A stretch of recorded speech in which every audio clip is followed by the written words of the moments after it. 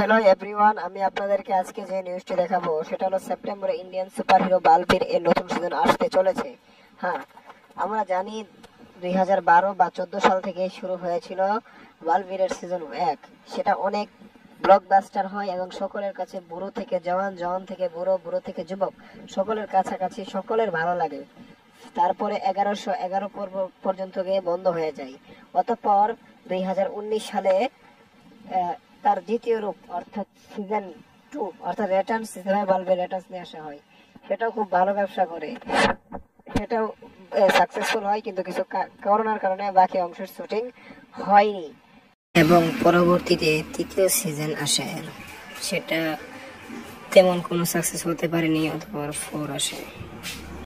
তবে আজকের নিউজ হচ্ছে এটাই যে আগামী সেপ্টেম্বরে আসতেছে সিজন 5। এটাই এদের ভিডিও এই পর্যন্তই। ধন্যবাদ। 5 সেপ্টেম্বরে আসছে সিজন 5।